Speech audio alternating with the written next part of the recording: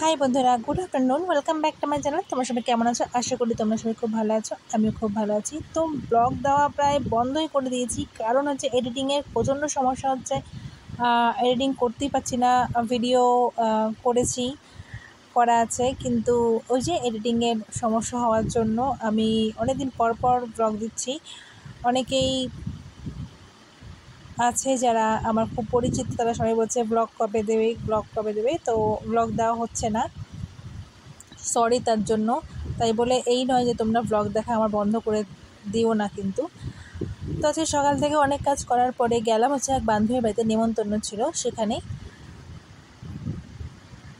তো সকাল থেকে কোনো ভিডিও করিনি, তো ডাইরেক্ট ওদের বাড়িতে গিয়ে এই নাচের ভিডিও মামাম তুলেছে। তাই ভাবলাম তাহলে এখান থেকে একটা ব্লগ স্টার্ট করি।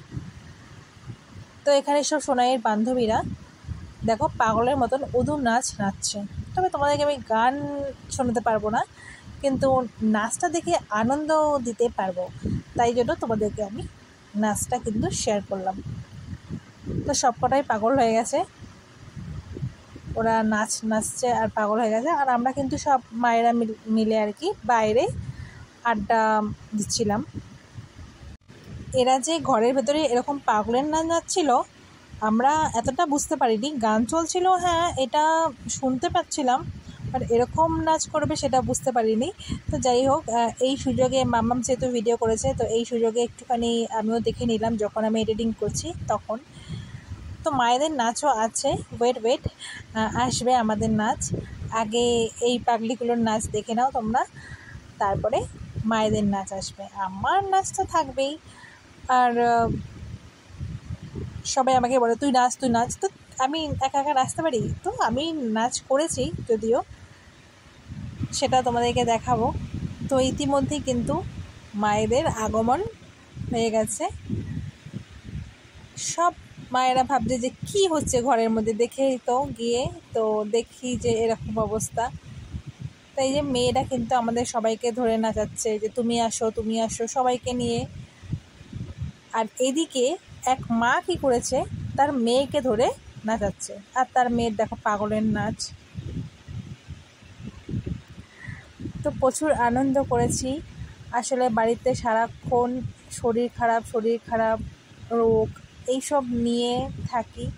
তো এই একটুখানি কিছুটাক্ষণ, এই 3-4 ঘন্টা মোটামুটি ভালোই আনন্দ করেছি। তারপরে যাই হোক, আমাদের নাচ কিন্তু বন্ধ হয়ে গেছে, মানে হয়ে গেছে কমপ্লিট। আর এখানে মেয়েদের নাচ এখনও বন্ধ হয়নি। তো যাই হোক, এরপরে হচ্ছে খাওয়া দাওয়ার পালা।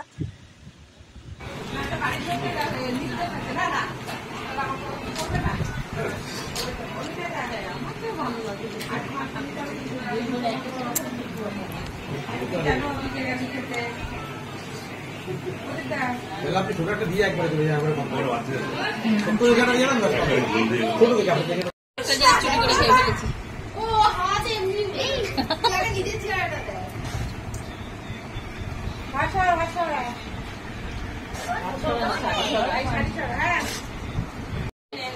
মরে গেছে কপালে, মানে ওর আপনার বান্ধবী বাড়ি এসছি খেতে। এই দেখেন আমার বান্ধবীকে আমি খাওয়াচ্ছি। খাচ্ছিস কেন? এই দেখেন এটা হচ্ছে আমাদের মেন হেড ডিপার্টমেন্ট।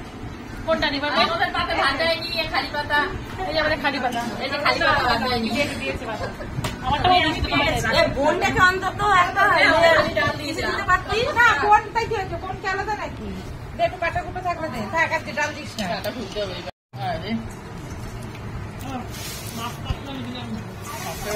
দিচ্ছে